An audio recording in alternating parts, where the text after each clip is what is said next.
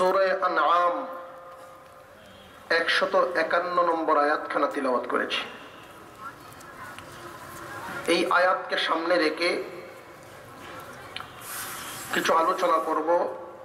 আপনারা মনোযোগের সাথে আমলের নিয়তে শুনবেন। আল্লাহ যেন আমাদের আজকের এই অংশগ্রহণকে বাকি জীবনের পাথেয় হিসেবে কবুল করেন, বলুন আমিন। ভাই, আদম আলাইহিস সালাম থেকে নিয়ে আমাদের নবী পর্যন্ত অসংখ্য অগণিত পয়গম্বর আল্লাহ পাক পৃথিবীতে পাঠিয়েছেন। মানুষকে আল্লাহ তাআলা সৃষ্টি করেছেন আল্লাহর ইবাদতের জন্য,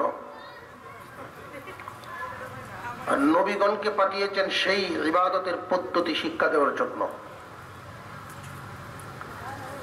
নবীগণকে যে ইবাদতের পদ্ধতি শিক্ষা দেওয়ার জন্য পাঠিয়েছেন, এক এক নবীর আমলে সমস্ত বিধিবিধান একরকম ছিল না। নূহ আলাইহিস সালামের জামানায় এমন কিছু বিধান ছিল যে বিধানগুলো ইব্রাহিম আলাইহিস সালামের জামানায় এসে পরিবর্তন হয়ে গেছে। ইব্রাহিম আলাইহিস সালামের জামানার এমন কিছু বিধান ছিল যেগুলো মুসা আলাইহিস সালামের জামানায় এসে পরিবর্তন হয়ে গেছে। মুসা আলাইহিস সালামের জামানার এমন কিছু বিধান ছিল যেগুলো ঈসা আলাইহিস সালামের জামানায় এসে পরিবর্তন হয়ে গেছে। ঈসা আলাইহিস সালামের জামানার এমন কিছু বিধান ছিল যেগুলো আমাদের পয়গম্বর সাল্লাল্লাহু আলাইহি ওয়াসাল্লামের উপরে কিছু পরিবর্তন হয়ে নাজিল হয়েছে। কিন্তু এমন কিছু বিধান আল্লাহর পক্ষ থেকে দেওয়া আছে যেগুলো মুসা আলাইহিস সালামের জামানায় যেইভাবে ছিল, দাউদ আলাইহিস সালামের জামানায় যেইভাবে ছিল, সুলাইমান আলাইহিস সালামের জামানায় যেইভাবে ছিল, ঈসা আলাইহিস সালামের জামানায় যেইভাবে ছিল, আমাদের নবীর আমলেও সেইভাবেই আছে। কিয়ামত পর্যন্ত মানুষ থাকবে যতদিন, এই বিধানগুলো থাকবে ততদিন। আল্লাহর পক্ষ থেকে দেওয়া অপরিবর্তিত কিছু বিধান, এগুলো নবী পরিবর্তন হবে কিন্তু এই বিধান পরিবর্তন হবে না। কেন? পানি, মাছ বেঁচে থাকার জন্য পানি যেমন জরুরি, একটা শান্তির সমাজ, সুশৃঙ্খল সমাজ ব্যবস্থার জন্য মানুষ যেন শান্তিতে থাকতে পারে, এই বিধানগুলো তেমন জরুরি। মানুষ থাকবে যতদিন, এই বিধানগুলো থাকবে ততদিন। আল্লাহর পক্ষ থেকে এমন কিছু বিধান দেওয়া আছে কোরআনে। ওই সমস্ত বিধিমালার থেকে আমি একখানা আয়াত পাঠ করেছি আপনাদের সামনে আজকে। এই আয়াতের আলোকে কয়েকটা বিধান আপনাদের সামনে তুলে ধরব। আল্লাহ যেন আমাদেরকে আমলের তৌফিক দান করেন, বলুন আমিন।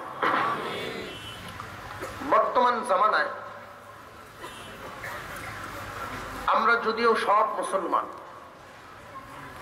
কিন্তু সমস্ত মুসলমানের ঈমান, আকীদা, বিশ্বাস এক না। আকীদা বিশ্বাসের ক্ষেত্রে ভিন্ন ভিন্ন দলে আমরা বিভক্ত হয়ে গেছি।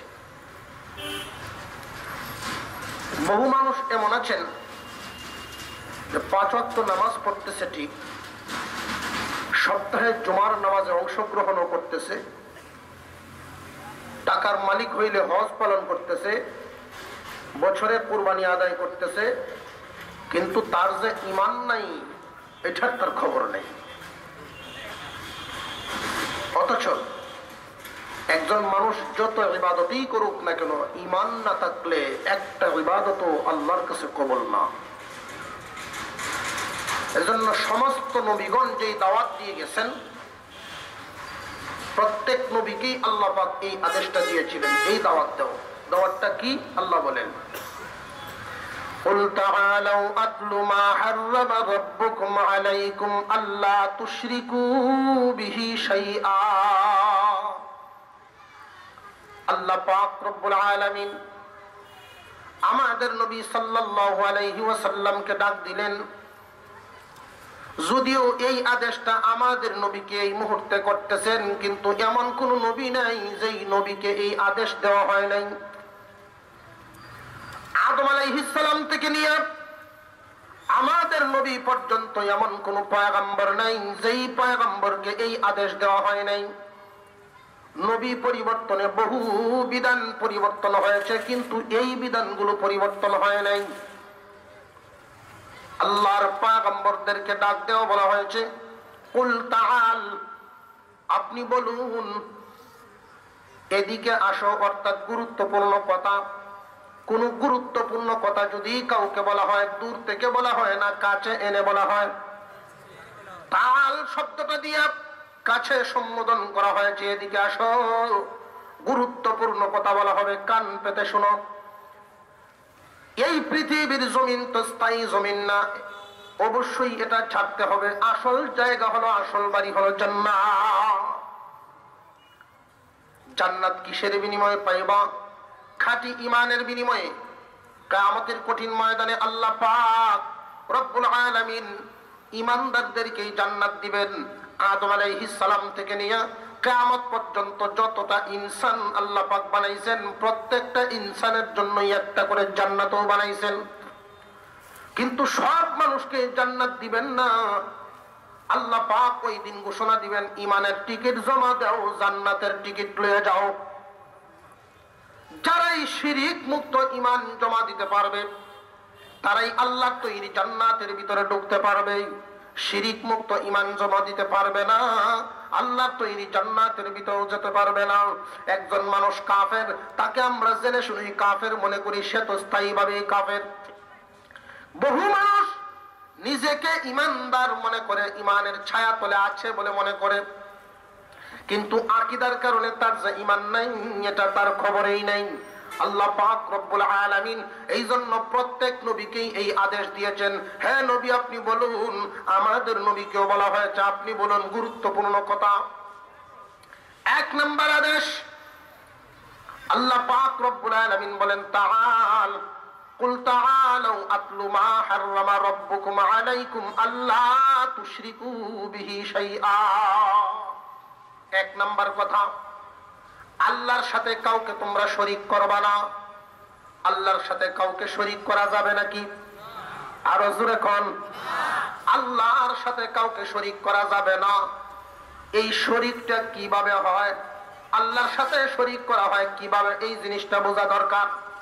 বহু মানুষ জিজ্ঞাসা যদি করা হয় আল্লাহর সাথে কি কারোর শরীক করা যাবে নাকি, মুখে বলবে না না, কিন্তু কর্মে শরীক করে। না জানার কারণে শিরিক কাকে বলে, এই জিনিসটা না জানার কারণে অনেক মানুষ টুপি মাথায় ঠিকই, কিন্তু তার ভিতরে ঈমান নাই। নামাজ পড়তেছে, ঈমান নাই, খবর নেই। সমস্ত নবীগণ এই দাওয়াত দিয়েছেন, শিরিক মুক্ত ঈমান লালন করো, তোমার ঈমানটাকে শিরিক মুক্ত করো। চিরা টাকা নিয়ে বাজারে ঢোকা যায়, অপরাধ নেই। একজন মানুষের আমল কম বা বেশি, ওই মানুষটা কোনো সময় জান্নাতে যাবে যদি ঈমান ঠিক থাকে। আর যদি জাল টাকা নিয়ে কোন জায়গায় ধরা পড়ে, বাড়িতে আসতে পারবে না, জেলখানায় ঢুকতে হবে। শিরিক মুক্ত ঈমান প্রত্যেকটা মানুষের লালন করতে হবে। শিরিক কিভাবে হয়? কয়েকটা প্রকার। আল্লাহর সত্তায় শিরিক হয়, আল্লাহর ক্ষমতায় শিরিক আছে, আল্লাহর গুণাবলীতে শিরিক করা হয়, আল্লাহর অধিকারে শিরিক করা হয়। আল্লাহর সত্তায়, আল্লাহর ক্ষমতায়, আল্লাহর গুণাবলীতে, আল্লাহর অধিকারে। আল্লাহর সত্তা, আল্লাহর সত্তা বলতে আল্লাহ কেমন? আল্লাহ একক। আল্লাহ কয়জন? যারা মুখ বন্ধ, এরা সন্দেহ আছে নাকি? না, হইতেও তো পারে। আল্লাহ কয়জন? একজন। আবু জাহেল জিজ্ঞাসা করছিল, বাতিজা, আসমান জমিনের মালিক যে আল্লাহ, এটা আমরাও মানি, তুমিও তো আল্লাহরই দাওয়াত দাও, তোমার আল্লাহ আর আমরার আল্লাহর বেশ কমটা কিতা বাতিজা, খামাখা জলে লাগে কি? তোমরা আল্লাহ আমরা আল্লাহ তো একই। আল্লাহ পাক রব্বুল আলামিন সূরা ইখলাস নাজিল করে বুঝায় দিলেন যে তাদের আল্লাহ আর আমাদের আল্লাহ এক না। আরো জোরে কোন কুল হুয়াল্লাহু আহাদ আল্লাহুস সামাদ লাম ইয়ালিদ ওয়া লাম ইউলাদ ওয়া লাম ইয়াকুল লাহু কুফুয়ান আহাদ। এই পৃথিবীর বুকে কিন্তু আল্লাহ মাননেওয়ালা বহু মানুষ। অনেক হিন্দু মানুষকে জিজ্ঞাসা করবেন, ভাই তুমি তো মুসলমান না, তুমি হিন্দু, আল্লাহ মাননি? কহে মানি। অনেক হিন্দু মানুষ আছে আল্লাহ মানে, আছে না নাই? বুঝতে হবে আল্লাহর সত্তাগত, আল্লাহর ক্ষমতাগত, আল্লাহর গুণগত, আল্লাহর অধিকারগত কোনটাতেই শিরিক করা যাবে না। এটার নামে ঈমান। খুব ভালো করে বুঝেন, একটা জমিতে আপনি চতুর্দিকে পানি বান্ধার জন্য আইল বাঁধলেন, পানি আটকাইবার জন্য আইল বাঁধলেন। সকালবেলায় গিয়ে দেখেন এক ফোঁটা পানি নাই। কোথায় গেল, কেন গেল? নিচে দিয়ে যে কাকড়ার গাথা, কাকড়া গর্ত করে রাখছে, এটার খবর নাই। শিরিক মুক্ত ঈমান লালন করতে হবে। আপনার শিরিক মুক্ত ঈমান যদি রাখেন, আমল কম হইলেও আল্লাহ ইচ্ছা করলে মাফ করে দিবেন, নইলে সাজা কাটায় একদিন জান্নাতে আপনাকে দিবেন। জান্নাতে কি মানুষ আমলের বদৌলতে যায় না, ঈমানের বদৌলতে? আমলের বদৌলতে যদি যাইতো, বহু মানুষ আছে কাফের মানুষ, করারও অনেক আমল ভালো, বহু মানুষ এমন আছে। ঈমান নাই কিন্তু নীতি আদর্শ অনেক ভালো, এমন মানুষ আছে না নাই? নীতি আদর্শ ভালো, এরপরেও জান্নাত পাবে না। কারণটা কি? ঈমান না থাকার কারণ। জান্নাত কিন্তু আমলের বদৌলতে না। আমলের বদৌলতে আল্লাহর সন্তুষ্টি পাওয়া যায়, কিন্তু ঈমানের বদৌলতে জান্নাত। এই জন্য যেই জিনিসের দ্বারা জান্নাত পাবেন ওইটা খাঁটি করা দরকার। আল্লাহর সত্তায় শিরিক করা যাবে না, আল্লাহর ক্ষমতায়ও শিরিক করা যাবে না, আল্লাহর গুণাবলীতেও শিরিক করা যাবে না, আল্লাহর অধিকারেও শিরিক করা যাবে না। খুব ভালো করে বুঝেন, আল্লাহর সত্তা, আল্লাহ একক, আল্লাহ পাক রব্বুল আলামিন এক। আল্লাহকে নিয়ে চিন্তা ভাবনা করেনওয়ালা বহু জাতি আছে। যেমন মুসলমানদের আল্লাহ হলো একক, মুসলমান মনে করবে আল্লাহ এক। কিন্তু ইহুদি এবং খ্রিস্টানদের ক্ষেত্রে আল্লাহ কিন্তু এক না। খ্রিস্টানেরা মনে করে ঈসা আলাইহিস সালাম আল্লাহর পুত্র, এটা এদের ধারণা আছে না নাই? একাত্মবাদ, দ্বিত্ববাদ, তৃতীয়বাদ, বহুত্ববাদ, আল্লাহর সত্তা নিয়ে মানুষের মতামত। একাত্মবাদ মুসলমানদের তাওহীদ, মুসলমানদের আকীদা হলো একাত্মবাদের উপরে। ইহুদি এবং খ্রিস্টানদের, ইহুদিদের দ্বিত্ববাদ, খ্রিস্টানদের তৃতীয়বাদের উপরে। আর হিন্দু সম্প্রদায়েরা বহুত্ববাদের উপরে। কেউ মনে করে আল্লাহ একজন, এটা মুসলমান। কেউ মনে করে আল্লাহ দুইজন, এটা ইহুদি। কেউ মনে করেন আল্লাহ তিনজন, এটা খ্রিস্টান। কেউ মনে করে না এক দুইজন তিনজন না 33 কোটি। আছে না নাই? আল্লাহ কিন্তু এক। এই একে আবার কেমন এক? আবু জাহেল জিজ্ঞাসা করে, আমরাও বলি আল্লাহ এক। আল্লাহ, তোমরাও মনে করো আল্লাহ, তাহলে বেশ কমটা কোথায়? আল্লাহ পাক রব্বুল আলামিন সূরা ইখলাস নাযিল করে বুঝায় দিলেন, হে নবী বলিয়া দিন আল্লাহু আহাদ। ও চাচা, আমার আল্লাহ এমন এক, তিনি একক। একক কাকে বলে? একক বলা হয় কোন জিনিসের শরীক ছাড়া, কারোর সাহায্য ছাড়া যিনি চলতে পারেন, এটাই একক। এই পৃথিবীর বুকে যতই খোঁজাখুঁজি করেন একক বস্তু পাবেন না, একমাত্র আল্লাহ ছাড়া। যারা সায়েন্স নিয়ে পড়াশোনা করে, ওরা এই বিষয়গুলো একটু গবেষণা বেশি করে। পানি কি একক নাকি? পানি কিন্তু একক না। পানির সাথে সংমিশ্রণ আছে না নাই? আগুনের সাথে সংমিশ্রণ আছে না নাই?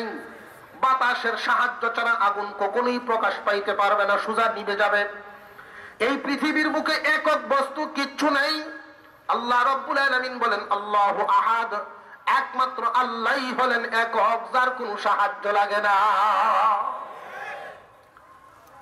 আল্লাহ পাক রব্বুল আলামিন এই সূরা যখন নাযিল করলেন, আমাদের নবী বলেন, চাচা যান, আল্লাহ পাক রব্বুল আলামিন আমাকে সূরা দিয়া জানায় দিয়েছেন আপনার আল্লাহ কেমন আর আমরার আল্লাহ কেমন জানায় দেওয়া হয়েছে। ও চাচা, আপনাদের আল্লাহ ব্যাপক আর আমরার আল্লাহ একক। আপনাদের আল্লাহ অনেকজন, আমরার আল্লাহ একজন। এরপরে আপনাদের আল্লাহ কেমন? অনেকজন তো ঠিকই, অনেকজন হইলে কি হবে? আমরা আল্লাহর মতো না। আল্লাহুস সামাদ, আমাদের আল্লাহ হলেন অমুখাপেক্ষী, আর আপনাদের আল্লাহ হলো পরমুখাপেক্ষী। আমাদের আল্লাহ হলেন স্বনির্ভর, আর আপনাদের আল্লাহ পরনির্ভর। আমরা আল্লাহ কারোর সাহায্য ছাড়াই তিনি স্বয়ং সম্পন্ন, আর আপনারা যেগুলোকে খোদা মানেন এগুলো আরেকজনের সাহায্য ছাড়া স্বনির্ভর না। যারা মূর্তি পূজা করে, মূর্তি কি স্বয়ং সম্পূর্ণ স্বনির্ভর নাকি? না, আরেকজনে বানাইলে মূর্তি হয়। এটা কোন মাথায় ধরে, কিসে ধরছে, এটারে আমি বুঝি না কিছু। আমি ছোটবেলায় দেখছি মূর্তি, যারা মূর্তি পূজা করে, আমি গেছি এখানে, ছোটবেলায় গিয়ে দেখি মূর্তি যে বানাইছে, মূর্তি এমনি দাঁড়াইছে না, পিছন দিয়ে ঠিকা দিছে, আবার বাঁশ দিয়া পিছন দিয়ে ঠিকা দেওয়া। এটা এমন জায়গার ঠিকা দিছে, ওয়াজও কইবার না, ঠিকা দিছে, ভালো কথা। তো আমি দেখলাম ফল ফ্রুট দিয়া ভক্তি শ্রদ্ধা দেয়। তা আমি চিন্তা করলাম, যদি ওইটার ক্ষমতা থাকতো, যাকে সেজদা দিতেছে তার যদি ক্ষমতা থাকতো, তাহলে একটা লাঠি দিল, প্রথম লাঠি দিয়া কইল, এখন তুই সেজদা দিতে আইছস, পিছন দিয়ে কামটা কি করছস? ঠিক না বে? ঠিক করে কর। পিছন দিয়ে অপমান করে সামনে তো সম্মান দিলে লাভটা কি? আল্লাহ কয়জন? যারা দুইজন মানে তাদের আকীদা ঠিক আছে না শিরিক করে ফেললো? যারা তিনজন মানে তাদের ঈমান আছে না গেছে? যারা চারজন মানে তাদের আছে না গেছে? যারা 33 কোটি মানে এরা আছে না গেছে? একমাত্র আল্লাহ একক, এক আল্লাহর উপরে যাদের ঈমান, ওরার ঈমান সত্যাগত ভাবে শিরিক মুক্ত। এখন আসেন ক্ষমতাগত ভাবে। এই ক্ষমতার আলোচনা বর্তমান সমাজে করা যায় না, কারণ ক্ষমতার আলোচনা করতে গেলেই বিরাট বিপদ। আল্লাহর ক্ষমতায়, আল্লাহর ক্ষমতায় অংশীদার বসানোটাই এটাও শিরিক। এই পৃথিবীর মালিককে, আরো জোরে কোন? মানুষগুলো বানাইছেন কে? এই মানুষগুলো কিভাবে সুশৃঙ্খল ভাবে চলতে পারে সেই আইন প্রণয়ন করবেন কে? আল্লাহ ছাড়া যদি আর কেউ আইন করে মানুষ চলাচলের জন্য, কোরআনের বিরুদ্ধে আইন করলে এই আইনগত ভাবে আল্লাহর ক্ষমতায় শিরিক বসায় দেওয়া হয়। 3 নাম্বার হলো আল্লাহর গুণে, আল্লাহর গুণে শিরিক করা। আল্লাহর গুণাবলীতে শিরিক করা অহরহ হয়ে গেছে। আল্লাহর গুণাবলীতে শিরিক করা। আল্লাহর কিছু স্বতন্ত্র গুণ আছে, আল্লাহর কিছু গুণ আছে, এই গুণগুলো আর কারোর নাই। যেমন আল্লাহ পাকের গুণ হলো, উনার ক্ষমতা হলো তিনি সর্বত্র বিরাজমান। কোন মানুষ যদি আল্লাহর গুণে আর কাউকে গুণান্বিত মনে করে, আল্লাহর গুণে আর কাউকে গুণান্বিত মনে করে, এটাই শিরিক। সব জায়গায় হাজির নাজির হওয়ার ক্ষমতা একমাত্র আল্লাহ। আরো জোরে কর। এটা যদি আর কাউকে মনে করে, আল্লাহর এই ক্ষমতা আর কারো আছে, আল্লাহর এই গুণটা অন্যজনের মধ্যেও আছে, তাহলে শিরিক। সর্বত্র হাজির নাজির হওয়ার ক্ষমতা একমাত্র কার? যদি কেউ নবী কেউ বলে তবু শিরিক। গুণগত ভাবেও শিরিক মুক্ত ঈমান লালন করতে হবে।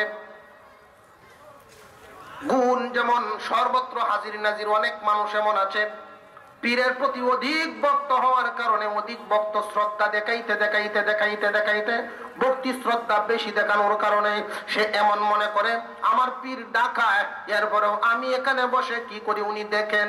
এটাই শিরিক। আছে না নাই? এমন বহু মানুষ এই জাতের আকীদা লালন করার কারণে সে মসজিদে যায় ঠিকই, কিন্তু তার যা ঈমান নাই, খবর নাই। ঈমানকে আগে পরিশুদ্ধি করতে হবে, ঈমানকে আগে সঠিক করতে হবে, এরপরে তুমি আমল করো।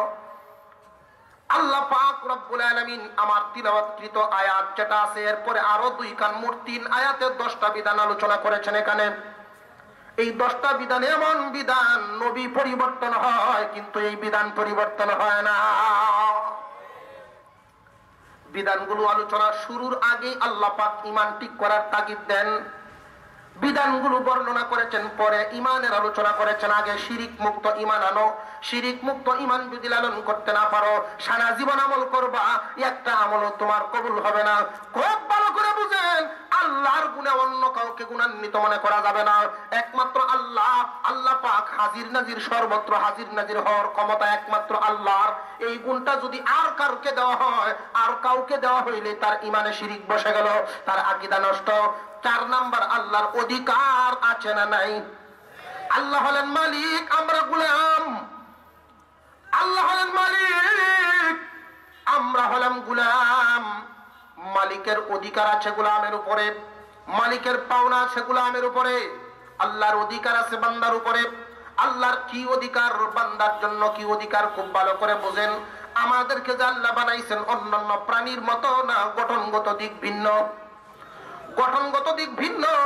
খুব ভালো করে দেখবেন, একটা গরু যদি ঘাস খায়, ঘাসের কাছে মাথা যায়। ছাগল যদি ঘাস খায়, ঘাসের কাছে মাথা যায়। কিন্তু মানুষ, তোমাকে যে আল্লাহ পাক বানাইছেন, তোমার কাছে খাদ্য হাজির হবে, খাদ্যের কাছে তোমার মাথা নত হবে না। আল্লাহ পাক তোমাকে বডিটা বানাইছেন, তুমি এই বডি দিয়ে আল্লাহকে রুকু করতে পারবা, সেজদা করতে পারবা। আল্লাহকে তুমি, আল্লাহকে খুশি করার জন্য আল্লাহকে পূজা করবা। পূজা যদি করতে হয়, এটা পূজা পাওয়ার যোগ্য একমাত্র আল্লাহ। এটা আল্লাহর অধিকার। বান্দার কাছে আল্লাহর পাওনা হলো আল্লাহর ইবাদত করবে বান্দা, সেজদা দিবে একমাত্র আল্লাহকে, রুকু দিলে সম্মান জানাইলে দিবে একমাত্র আল্লাহকে, নত জানো হাত জোর করলে একমাত্র আল্লাহর সামনে, কিছু চাইতে হলে একমাত্র আল্লাহর কাছে চাওয়া। আল্লাহ পাক রব্বুল আলামিন সূরাতুল ফাতিহার ভিতরে এই অধিকারটুকু শিখিয়ে দিয়েছেন, ইয়্যাকা না'বুদু ওয়া ইয়্যাকা নাস্তাঈন। আল্লাহ পাক রব্বুল আলামিন বলেন, তিনি শিখিয়ে দিয়েছেন, হে বান্দা তুমি 5 ওয়াক্ত নামাজের প্রতি রাকাতে রাকাতে এই সূরার মধ্যে তিলাওয়াত করবা। আমরা পড়তেও তো আছি, ইয়্যাকা না'বুদু, একমাত্র তোমার ইবাদত করি। ইবাদত একমাত্র কার? আরো জোরে কোন কার? ওয়া ইয়্যাকা নাস্তাঈন, তোমার কাছে সাহায্য কামনা করি। ইবাদত করব একমাত্র আল্লাহর, সাহায্যও চাইবো একমাত্র আল্লাহর কাছেই।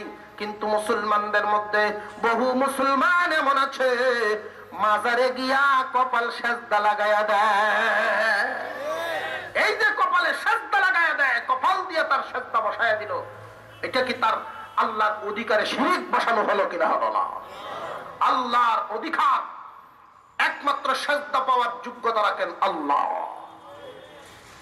এই সেজদা যারা দিচ্ছে, নিজেদেরকে মুসলমানও মনে করতেছে।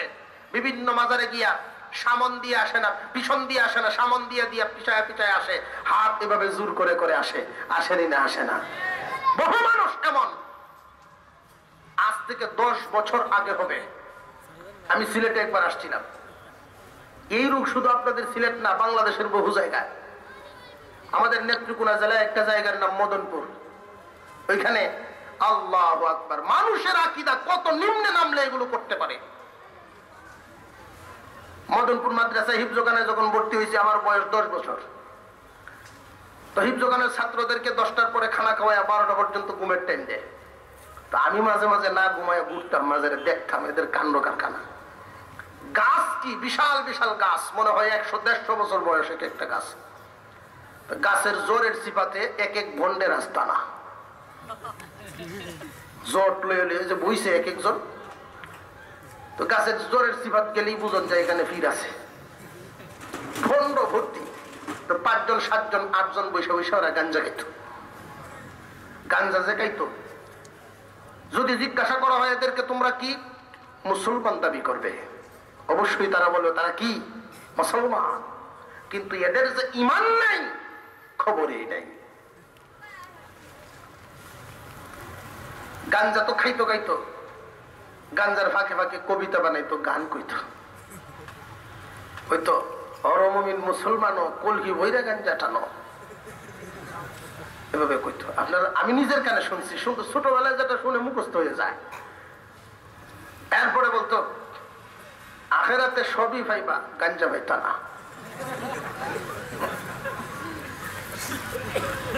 এই কথাগুলি যখন বলতো, আমি চিন্তা করতাম এদের মাথায় কি কিচ্ছু নাই?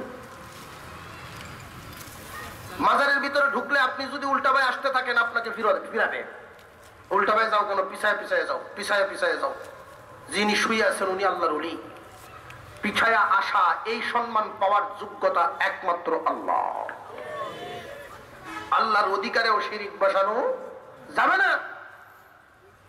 ইবাদত পাওয়ার যোগ্য একমাত্র কে? এরপরে আসেন মান্নতের দিকে যাই। বিভিন্ন মাজারে এরপরে দরবারে মান্নত আছে না নাই? মান্নত কেন করে? মান্নত করার সময় তো অবশ্যই একটা কিছু সে উপস্থাপন করে। আল্লাহ আমার ছেলের চাকরিটা যদি হয়ে যায়, অথবা আমার ছেলের লন্ডনের ভিসা যদি লেগে যায়, আমার ছেলের ভবিষ্যতে এটা যদি হয়ে যায়, যদি একটা লন্ডন কন্যা ভাইয়ালাই আল্লাহ, আছে না নাই? এরকম একটা কিছু কইতেছে আল্লাহর কাছে ঠিকই, এরপরে দেলায় বাবারে যদি আমার এই আশা পূরণ হয়, লালে লাল বাবা শাহজালাল, গরু, ছাগল, এই যে মান্নত গুলো করলো, মান্নত পাওয়ার একমাত্র যোগ্য আল্লাহ। কারণ ক্ষমতা, সকল আশা পূরণ করার ক্ষমতা একমাত্র কার? আরো জোরে কার? মানুষের আকীদা বিশ্বাস যতদিন পর্যন্ত জাগ্রত না হবে, সঠিক না হবে, সে ঈমান ঠিক করতে পারবে না। তাবিজ বেচে এক লোকে যদি 3000 টাকা হাদিয়া দেওয়া হয়, তাবিজের লন্ডনের ভিসা হবে। 2000 দিলে মিডিল ইস্ট, 1000 দিলে মান সম্মানের সাথে বাংলাদেশে থাকতে পারবে। তাবিজ বেচতেছে। তা আমি ওখানে গিয়ে এই লোকরে জিজ্ঞাসা, আপনার ছেলে পেলে কয়জন? 3 লাখ আল্লাহর মাল। কি করে? একজন টেইলার, একজন ডেগের ব্যবসা করে, আর একজন পরে। মিয়া আপনার ছেলের টেইলার আর ডেগের ব্যবসা এলাকায় বই রয়েছেন, আর তাবিজ বাজারও রয়েছেন, 2 ছেলের 2 ভিসাতে লন্ডন ফাটাই দিবেন, তুই তো আপনার লালেলা। যারা শুনছে কথাটা শুনে তাবিজ নিবার আইছিল, এই আটকে গেছে। কথা তো ঠিক হই, নিজের চিন্তাই দেখা যায় গাছের তলে বলে তাবিজ বেছে। এই ক্ষমতা যদি তার থাকতো, তাহলে অবশ্যই সে নিজেরটার আগে করত। এক মুসলমান এক জায়গায় বেড়াইতে গেছে, ঘুরতে ঘুরতে ঘুরতে ঘুরতে এমন জায়গায় গেছে, আজমিরিগঞ্জ ওই সাইডে, পাহাড়পুর বা ওই সাইডে কিছু গ্রাম আছে, সব হিন্দু, মুসলমান নাই। এমন একটা এলাকায় গিয়ে ঢুকছে, মুসলমান বলতে নাই। রাত হয়ে গেছে, গভীর, যোগাযোগ ব্যবস্থা ভালো না, কিভাবে আসবে? এক হিন্দু ঠাকুরের বাড়িতে গিয়ে উঠছে। লোকটা ব্রাহ্মণ, বলতেছে যে দাদা আমার একটু জায়গা দেন, আমি একটু থাকবো। তুমি কি হিন্দু না মুসলমান? আজকাল তো কিছু মানুষ আছে দেখলে চিনার কোনো কায়দা নাই, হিন্দু না মুসলমান, আছে না নাই? আরো জোরে কোন আছে না নাই? তুমি হিন্দু না মুসলমান? বলছে আমি মুসলমান। মুসলমান? বাইরে আমার বাড়িতে। কয় আমি অসহায় হয়ে গেছি, একটু জায়গা দেন না। কয় না, তোমরা আমার ঘরে ঢুকলে গড়েই না ভাগ, ঘরে ঢুকলে নাকি গড়েই না ভাগ। কত একটু জায়গা দেন না। অনেকক্ষণ চিন্তা ভাবনার পরে বলতেছে, থাকতে যদি হয় তাহলে মান্ডব ঘর আছে, হেডকে থাকো।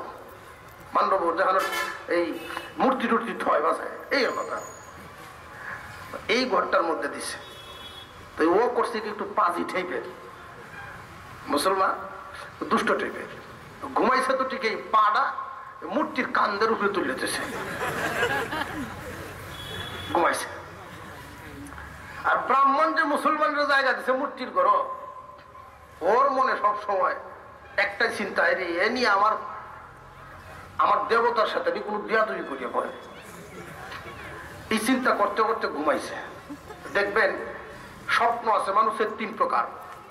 এই 3 প্রকার স্বপ্ন, জেহনি, শয়তানি, রাহমানি।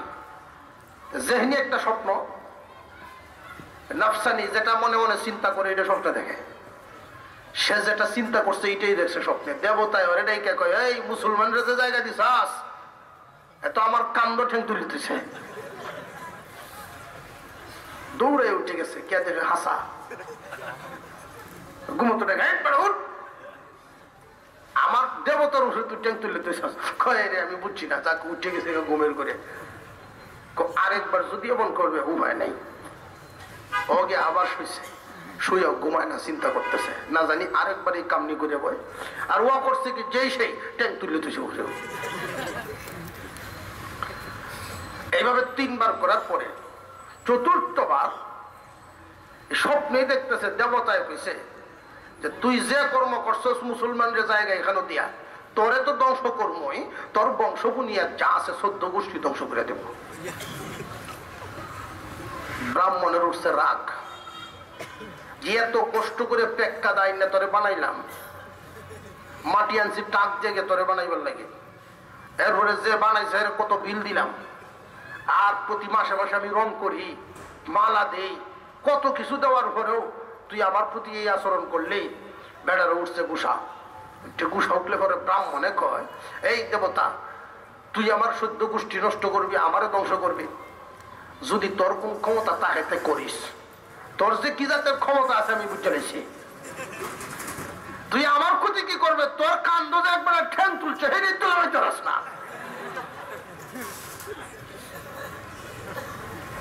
মানুষ যদি একটু চিন্তা রাখে মানুষের আকীদা নষ্ট হতে পারে না, হয় না।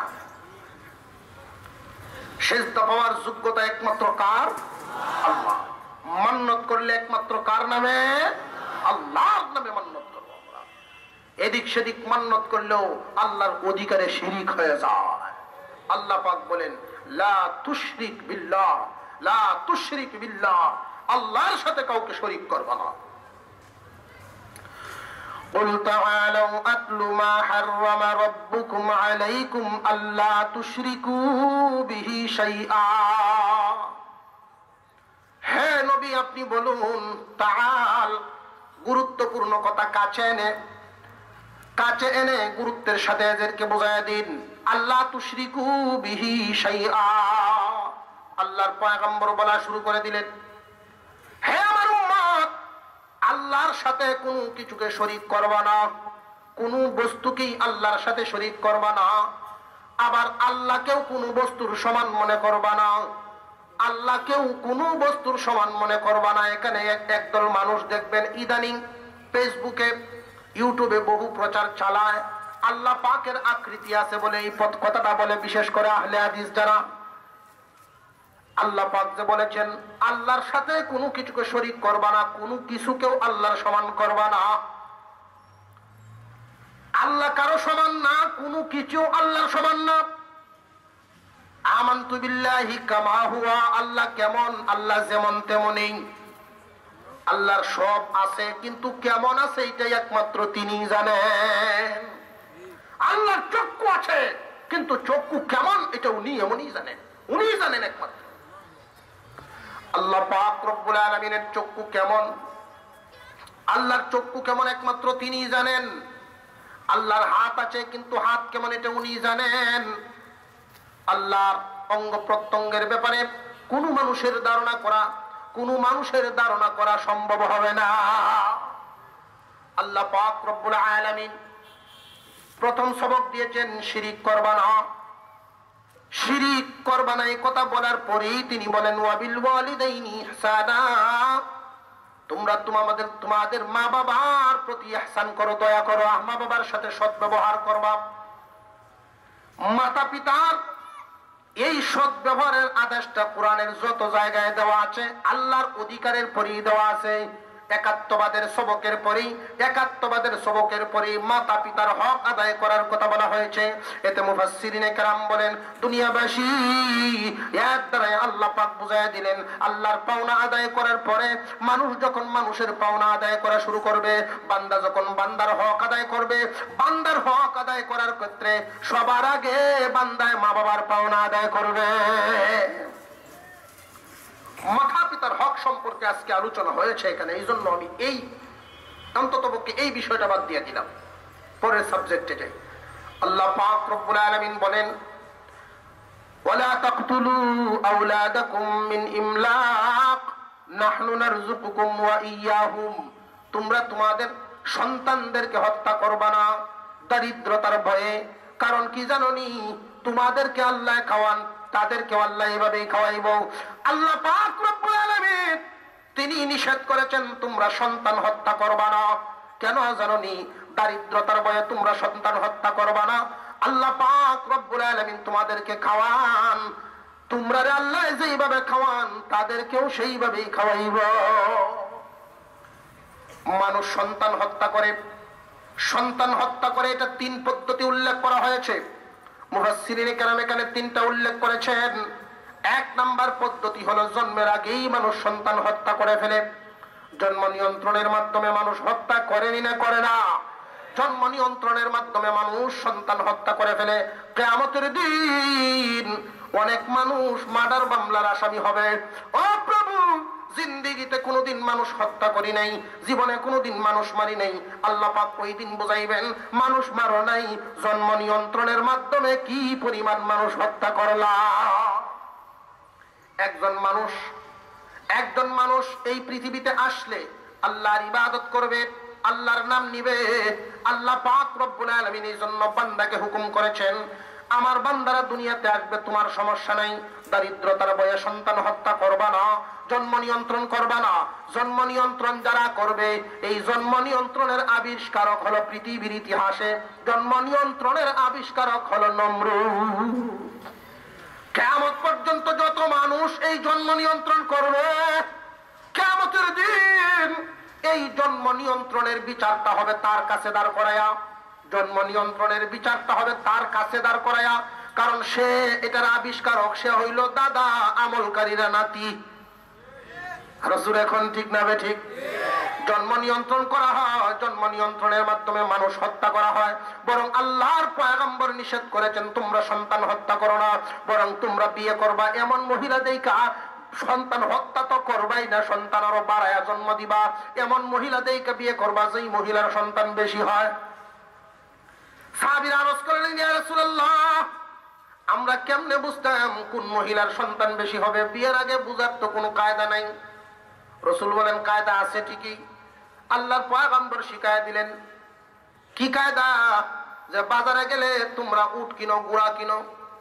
আমরা দেশে গরু কিনি, গরু কেনার সময় আমরা বছর বেন্যা গরু খুঁজি না। সাধারণ গরুর দাম বেশি না, বছর বেন্যার গাভীর দাম বেশি। বছরে বছরে বাছুর দেয়, এটার দাম বেশি। ঠিক না বে ঠিক? তোমরাও বিয়ে করার সময় কোন মহিলার বাচ্চা বেশি হবে তোমরা একটু বুঝবা। তোমরা আগে একটু তালাশ করো, তোমার নানি শাশুড়ি যিনি হবেন ওনার বাচ্চা কয়জন। যদি দেখা যায় তোমার মামা খালা অনেক, মামা শ্বশুর খালা শাশুড়ি অনেকজন, তাহলে বুঝবা যে না, সারা ঠিকই আছে। কথা বুঝাইছে? জন্ম নিয়ন্ত্রণ তো করবাই না, বরং এমন জায়গা থেকে দেখে বিয়ে করবা যেখান থেকে তারা ভালো, সন্তান বেশি হবে। কারণ কিয়ামতের দিন আল্লাহর পয়গম্বর বলেন, আমার উম্মত যত বেশি হবে, অন্যান্য নবীদের উপরে আমি ফখর করতে পারবো। আর তোমরা জন্ম নিয়ন্ত্রণ, এই জামানার মানুষগুলো, আমরা 2টা দিক চিন্তা করি, একটা হইল সামাজিক দিক আর একটা হলো ধর্মীয় দিক। সামাজিক দিক চিন্তা করলেও সন্তান যার বেশি তার দামও বেশি। ছেলে একজন, এক ছেলের এইটারে ঠেলতে ঠেলতে আমেরিকা পাঠাইছে। তো বছরে 2 বছরে একবার আসে, এটা আবার হাফ প্যান্ট পরে আইয়ে আসে না নাই? আমেরিকান স্টাইলে চলো, হাফ প্যান্ট কিনতে আইয়ে। সমাজের মানুষের সাথে কোনো সম্পর্কই নাই। আর যার ফাঁক ছেলে আমেরিকায় না পাঠাক, ফাঁক ছেলের বাপ, শরীরের বাবই আলাদা। রাস্তা দিয়ে হাঁটার সময় লাঠিটা মাথায় ধরে না, মাঝখানে ধরে। শরীরের তেজ আছে, এর মানে বুঝায় উল্টা পাল্টা করলেই গোদা। ঠিক না? ঠিক জুড়ে এখন সন্তানাদি বেশি থাকলে লস না লাভ? সামাজিক দৃষ্টিতে লাভ। যেই লোকের ছেলে বেশি, এই লোকের চেয়ারটাই আলাদা, মাতবরি আছে তার। আর 1 ফুটের বাপ ফুরুত্থায় যদি ঠেলা মারে, দেখবার কেউ নেই। এটা সামাজিক অবস্থা। ধর্মীয় দিকে আল্লাহ তো নিষেধ করছেন, গুনাহ থেকে বাঁচবেন। সন্তান বেশি থাকলে একটাই যদি আপনার জন্য দোয়া না করে, আরেকটাই করব, আরেকটা না করলে আরেকটাই করব। সন্তান বেশি থাকলে লস নাই, লাভ। আর খাওয়া দাওয়ার চিন্তা, ভরণ পোষণের চিন্তা, আল্লাহ নিজে বলেন এই জিম্মাদারি আমার। আল্লাহ যদি জিম্মাদারি নেন, তোমারও সুবিধা কিটা? জিম্মাদারি কার? রিজিকের মালিক কে? আপনারা কইতেন পারেন যে আমি কামাই, আমি খাই। আল্লাহ কেমনে? যে আল্লাহ হইল হাওর থেকে, মনে করেন আপনি একটা মাগুর মাছ মারলেন, কষ্ট করে আরে তেল তেলা মাগুর মাছ হাতাইতেছেন আইতেছেন আর চিন্তা করতেছেন একটা কসকসা মসমসা বাজি একখান খাওয়া দিব বাড়িতে গিয়া। বাড়িতে বিবিরে বললেন এটা খুব কড়া করে বাজি কর, বড় বড় টুকরা করবে। কাছে বৈশা রইলেন যে তুমি যাও গোসল করো, না দেখি তুই কাগজ কেমনে আগে বুঝি, অনেক শখ করে মারছি। বড় বড় টুকরা করবি কইলাম, বড় বড় টুকরা আপনার সামনে বইয়ে করলো। এরপরে আপনি গোসলে গেলেন, এদিক দিয়ে কড়া কড়া একটা বাজি দিল। আপনি গোসল অন্যদিন লাগান 15 মিনিট, আজকে 10 মিনিট দিয়ে শেষ। মাগুর মাছ চোখ বাসতেছে খালি। তাড়াতাড়ি আপনি আইলেন, আইসা এই যে মাগুর মাছ এখানে আপনি খাবেন, যেই মাত্র রেডি খানা টেবিলে হাজির, আপনি মাগুর মাছটা খাবেন। এমনি ফোন আসছে, তোমার ভাই অ্যাক্সিডেন্ট করে হাসপাতাল, জলদি আসো। এখন মাগুর মাছ আগে খাইবেন না হাসপাতাল আগে যাবেন? হাসপাতাল। কিছুক্ষণ পরে ঘরের কর্মচারী আইছে, বেগম সাহেব পেটে কিদা খাবার দেন। মন মিজাজ ভালো না, টেবিলও বাদবার আছে, খাইলা? টেবিলও বাড়া আছে, কি মাছ? মারছে কে আর কায় কে? রিজিকের মালিক কে? আরো জোরে কর, রিজিকের মালিক। 1 নম্বর জন্ম নিয়ন্ত্রণের মাধ্যমে মানুষ মানুষকে হত্যা করে। আল্লাহ নিষেধ করেছেন তোমরা দারিদ্রতার বয়ে সন্তান হত্যা করবা না, দারিদ্রতার বয়ে সন্তান হত্যা করিও না। সন্তান হত্যা করে মা বাবা আবার সন্তান হত্যা করে কেমনে? আশ্চর্য ব্যাপার। আল্লাহ নিষেধ করেছেন, মাতা পিতাকে নিষেধ করেছেন তোমরা তোমাদের সন্তানদেরকে হত্যা করবা না। মা বাবাই কি কখনো সন্তান হত্যা করে নাকি? মুফাসসিরিনে কেরাম বলেন হ্যাঁ করে, 3 পদ্ধতিতে করে। 1 নম্বর জন্ম নিয়ন্ত্রণের মাধ্যমে সন্তান হত্যা করে। দারিদ্রতার বয়ে কি খাওয়াইবে কি পড়াইবে এই জন্য জন্ম নিয়ন্ত্রণের মাধ্যমে হত্যা করে। জন্ম নিয়ন্ত্রণ করা হারাম। যদি মহিলাটা বাচ্চা নিতে সক্ষম না হয়, কোন ডাক্তার বলে, কোন ডাক্তারে যদি একথা বলে তার শারীরিক যে অবস্থা বাচ্চা নিতে পারবে না, অথবা অধিক সিজার হয়ে গেছে নিতে পারবে না, জরুরতের বেলায় মাসালা ভিন্ন। কথা বুঝে আসছে নাকি? ইসলাম এমন কোন আইন করে না, লা নুকাল্লিফু নাফসান ইল্লা উসআহা। আল্লাহ এমন কোন আইন চাপায়া দেন না, আল্লাহ এমন কোন আইন চাপায়া দেন না যেটা মানুষে বহন করতে পারে না। জরুরত থাকলে ভিন্ন কথা, নইলে জন্ম নিয়ন্ত্রণ করা কি জায়েজ না হারাম? আরো জোরে কোন, এই হারাম কাজ কে কে করবেন হাত তুলেন। এই উত্তর তো চাই কিছু মানুষ। 1 নাম্বার জন্ম নিয়ন্ত্রণ করা যাবে না। 2 নাম্বার মাতা পিতায় সন্তান হত্যা করে। 2 নাম্বার পদ্ধতি হলো, বহু আইয়ামে জাহিলিয়াতের যুগে বহু গোত্র ছিল, বহু গোষ্ঠী ছিল এমন, তারা দারিদ্রতার বয়ে সন্তান জন্ম নেওয়ার পরে অনেক মানুষ দারিদ্রতার বয়ে এই সন্তানকে মাটির নিচে পুঁতে ফেলতো। কোরআনের আইন নিষেধ করা হয়েছে, সন্তান জন্ম দিয়েছ এদেরকে তোমরা হত্যা করবে না, রিজিকের দায়িত্ব আল্লাহর। 3 নাম্বার পদ্ধতিতে সন্তানকে হত্যা করা হয়। যদিও দেখা যায় লালন পালন করা হচ্ছে, কিন্তু এদেরকে মন হত্যা করে দেওয়া হয়, আকীদা হত্যা করে দেওয়া হয়, মূল উদ্দেশ্যটাই এদের ধ্বংস করে দেওয়া হয়। অনেক মা বাবা দারিদ্রতার বয়ে সন্তানকে সঠিক শিক্ষায় শিক্ষিত করে না, সঠিক শিক্ষায় শিক্ষিত করে না, বেঠিক শিক্ষায় শিক্ষিত করে। দারিদ্রতার বয়ে কি খাইব কি করবো এই জন্য আসল শিক্ষায় শিক্ষিত এরা বানায় না। খুব ভালো করে বুঝবেন এই কথাটা। অনেক মানুষ দারিদ্রতার বয়ে যদি তাকে দাওয়াত দেন, ভাই তোমার ছেলেটারে মাদ্রাসায় দাও, কয় হ্যাঁ মাদ্রাসায় দিতাম, কি খাইবো মাদ্রাসা পড়লে?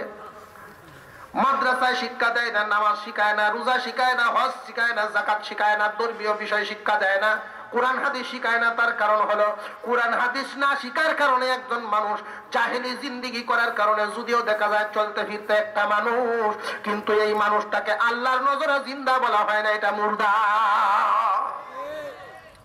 আল্লাহ পাক রব্বুল আলামিন আইন করে দিয়েছেন তোমরা তোমাদের সন্তানদেরকে হত্যা করবা না। অনেক মানুষ দ্বীনি শিক্ষার ধারে কাছেও নেয় না, দারিদ্রতার বয়ে না জানি মৌলবি হইলে খাইব কি। সাবধান, মৌলবি হইল খাইব কি এই চিন্তা তোমার না, খাওয়ানোর মালিক আল্লাহ। বহু দেখা গেছে এমন, জরিপ করে হাজী সাহেব, এই হাজী সাহেবের 3 ছেলে, একটারে ডাক্তার বানাইছে, একটারে ইঞ্জিনিয়ার বানাইছে। আরেকটারে মূল মেসাব বানাইছে হুজুর। তো এই ইঞ্জিনিয়ার ডাক্তার প্রতি মাসে লক্ষ লক্ষ টাকা ইনকাম করে, কিন্তু মাস ঠিক মতো শেষ হয় না। আর হুজুরের বেতন তো আপনারা কতদিন জানাই আছে আপনারা, ঠিক না? ঠিক। হুজুর যদি বেতন বাড়াইবার কয়, হুজুর মানুষ এত টাকা দিয়ে পড়েন নাকি আপনি? আর যদি খালি সভাপতি সেক্রেটারি যদি সিগারেটারি হইতে পারে, সেক্রেটারি সভাপতি এটা যদি অন্য লাইনের হইতে পারে, দিনই বুঝ না বুঝে, তাহলে তো হুজুরের উপরে গজব হয়। গজব মানুষ আছে না কিছু, ব্যবসাত লাগে না, চাকরিত লাগে না, সমাজের কোনো কামা লাগে না, এখন মসজিদও লাগাইছে। ব্যবসার মধ্যে গেলে কাস্টমারে যদি দেয় 500 টাকা, ঘুরায় দেয় 700। ছেলে কয় আব্বা আপনার আর চাকরি করতে হইব না, ব্যবসা আপনার করতে হইব না, বাড়ির যান। আমি তো মানুষের সাথে কথা না কইয়া থাকতে পারি না বাবা, বাড়ির যান, আম্মার সাথে কথা কইয়া। তো আম্মা তো এটা এই বুড়ার সাথে তো এত মহব্বত নাই, কারণ খাস লোক বালা না থাকলে মানুষের মহব্বত থাকতে করতো। কিছু মানুষ আছে জামাই বিদায় দেওয়ার সময় মহিলারা দোয়া করে আল্লাহ ঠাডা হোক, আর কিছু মহিলা আছে স্বামীর জন্য দোয়া করে। এটা আমরাও কিছু অভ্যাস ভালো লাগবো, আমরাও অভ্যাস লাগবো, গুণ লাগবো। তো বাড়িতে গিয়া বিবিরে জিগা আজকে কি পাকাইবা, তো মহিলা কয় আমি কি পাকাইবো, তোমার সমস্যা কি? কয়না জিগাইলাম আর কি, কথা কই অভ্যাস তো। সিম 1 কেজি সিম বাউ করছি পাকাইবো, 1 কেজি সিমে কয় কেজি লবণ দিবা? 1 কেজি সিমে কয় কেজি লবণ? সারা জীবন ব্যবসা করছো, তরকারি কি ভালো লাগতো না তোমার? তোমার লাগে মসজিদ নেই?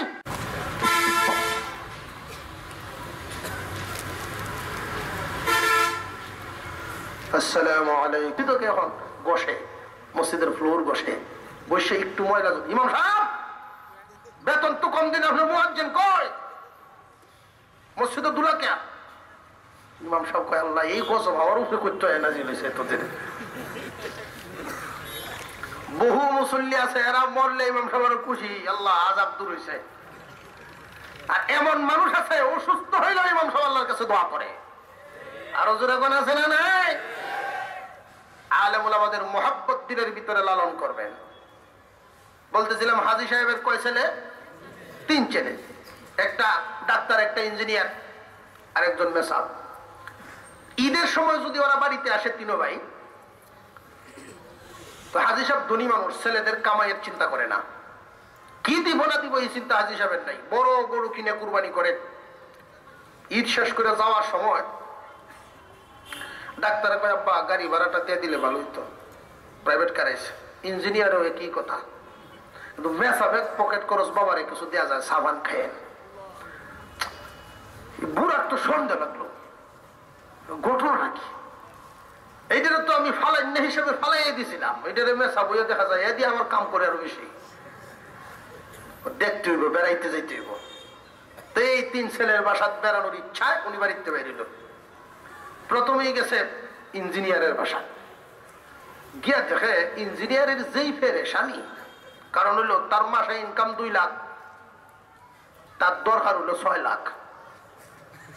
অতি চাহিদার কারণে পেরেশানি আর পেরেশানি, আরে ধরতে সইতে পাওয়া যায় না। আব্বা আইসেন ভালো হয়েছে, আপনি তাহেন খান ঘুমান, আমি দৌড়ি। আব্বা কয় তোর বাড়ির তাহলে লেগে নেমে আইসি না, তোর দেখতাম আইসি তুই কোন হালতে আসস। হালত দেখতে গেছে ডাক্তারের বাড়িতে, কে দেখে ডাক্তার অফিস টাইম তো সরকারি টাইম করেই, পার্ট টাইম চেম্বার, চেম্বারের সামনে হাজী সাহেবকে চেয়ার ফেলায় বইছে। এই হাজী সাহেব দেখতেছেন ডাক্তারের ইনকাম যত, ওরও চাহিদা বেশি। 1.5 কোটি টাকার এক বিল্ডিং টান দিছে, এখন তো চাপ মাথা, বিশাল চাপ, টেনশনের যন্ত্রণায় এমন এক কাম করে বুঝছে ডাক্তারে। হাজী সাহেব বইছে চেম্বারের সামনে, এক রুগী খুব গাইলাইতেছে, ডাক্তারের হুট ডাক্তার, ডাক্তারের হুট ডাক্তার। হাজী কয় বাবা আমি হোস করে ডাক্তার হলাম কোন দিন? ঘটনা কি? হাজী জিগাইতেছে ঘটনা কি, কি হইছে? ডাক্তারে কি করছে? কার কোয়েন না মুরব্বী প্রেসক্রিপশন করে দিছে, প্রেসক্রিপশন লিখে দিছে। সম্ভবত এটা প্রেসক্রিপশন করছে এমন এক টাইমে, যে টাইমে মিস্ত্রি ফোন দিছে, প্রেসক্রিপশন লিখতেছে এই টাইমে বোধহয় ইঞ্জিনিয়ার বা মিস্ত্রি ফোন দিছে, আর ফোন ধরছে আর এটা লেখছে 100 বস্তা সিমেন্ট, একটা করে দিন 3 বার লিখে বলেছে। 100 ব্যাগ সিমেন্ট একটা করিয়া 3 ভাগ। মূর্খ মানুষ বুঝে নাই ফার্মেসিত গিয়ে তোমরা কইছে আমার জমি বন্ধক দিয়ে আমি চিকিৎসা করতে আসছি, এই ডাক্তার এই কাম করতো। হাজি কই এর বাসাত আমি নাই, মেসাবের বাসাত গেছে। মেসাবের বাসাত যেই মাত্র গেছে আসরের টাইম হয়ে যায়, রিক্সাতে নামছে, মেসাব জানছে যে আব্বা আইতাছে, মুসল্লিরা সহ মেসাবের আব্বা আইতাছে। 8-10 জন লোক ইস্তেকবালের জন্য দাঁড়ায় গেছে। হাজি সাহেব কয় এখন গিয়া জাগা মতো আইছে, এখন জায়গা মতো আইছে। রিজিকের মালিক তুমি যে যেমন ভাবে গড়িয়ে তুলবা এমন হবে। আজকে বহু মানুষ এমন আছে সন্তানকে দিন থেকে দূরে সরাইয়া দিয়া, যদিও জিন্দা, ওকে দিন থেকে সরানোর কারণে ওর আত্মা মেরে ফেলছে। ওয়ালা তাকতুলু আওলাদাকুম মিন ইমলাক নাহনু নারযুকুকুম ওয়া ইয়্যাহুম। আল্লাহ পাক রব্বুল আলামিন বিধান করেছেন, এই বিধানগুলো সুশৃঙ্খল সমাজ ব্যবস্থার জন্য। এই বিধান তোমাদের আকীদা ঠিক করা দরকার, তোমাদের বিশ্বাস ঠিক করা দরকার। আমরা যদি এক আল্লাহর উপরে ঈমান আনি, ক্ষমতাবান আল্লাহর উপরে ঈমান আনি, আমাদের আল্লাহর ক্ষমতা কি কম না বেশি? আরো জোরে কোন কম না বেশি? আল্লাহর উপরে ঈমান এনেছি, সকল ক্ষমতার মালিক যদি আল্লাহ হন, রিজিকের চিন্তা আমার কেন? রিজিকের মালিক আল্লাহ।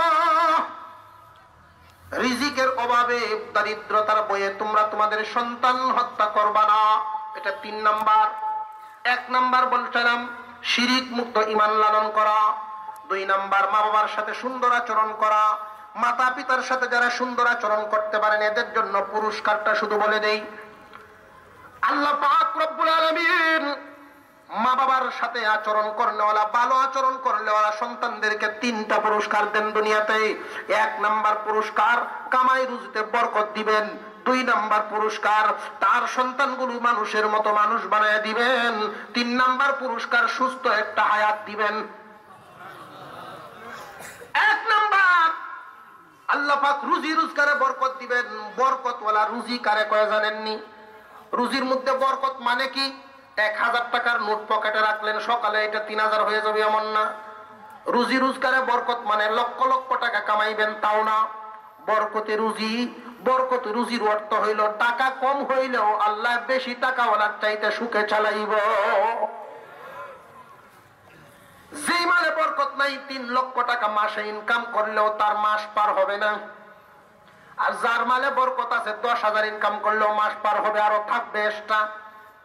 হুজুর এটা কেমনে? এটা তো বুঝে আসে না। বুঝে কেমনে আইবো? না বুঝাইলে বুঝবেন না। একটা মিসাল নেই, আপনার একটা রোগ হলো, যার মালে বরকত নাই তারও রোগ হলো, তার ইনকাম 3 লক্ষ। ওই মানুষটা চিকিৎসা করার জন্য ঢাকা শহরে গেল, ঢাকার সর্বোচ্চ চিকিৎসা নিল, 1.5 লক্ষ টাকা বিল আসলো তার। সেম রোগে আপনি আক্রান্ত, এই রোগ সেবা করার জন্য, এই রোগের মুক্তির জন্য আপনি ওষুধ তালাশ করতেছেন। কোথায় যাবেন, কোথায় যাবেন? আঞ্চলিক এক ডাক্তারের কাছে গেলেন, আপনি চিকিৎসার জন্য মাত্র কিছু পয়সা নিয়ে গেলেন, কিন্তু আপনার মালে বরকত আছে, আল্লাহর রহমত আছে। যেই মাত্র ডাক্তারের কাছে গেলেন, ডাক্তার বলে তোমার ভাগ্য ভালো। ঢাকার ডাক্তার সুনামগঞ্জে আসছিল কোন একটা কারণে, হাসন রাজার বাড়ি দেখতে হয়েছে, কারণ আছে না নাই?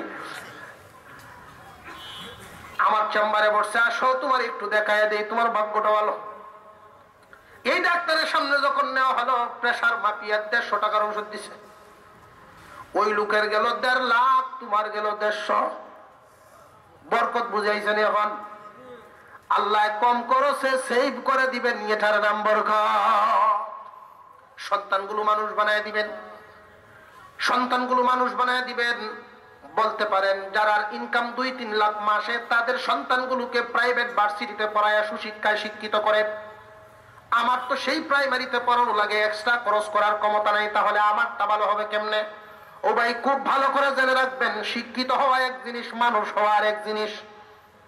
বহু মানুষ অনেক ডিগ্রির অধিকারী, শিক্ষিত, কিন্তু তার ভিতরে মনুষ্যত্ব নাই। প্রমাণ হলো কয়েকদিনের আগের পত্র পত্রিকার খবর, কত বড় শিক্ষিত ডক্টরেট এই বাংলাদেশের উল্লেখযোগ্য জায়গায় এসে চাকরি করে, কিন্তু মাকে বৃদ্ধাশ্রমে রাখলো, মার সেবা করার ক্ষমতা তার নাই, মন মানসিকতা নাই।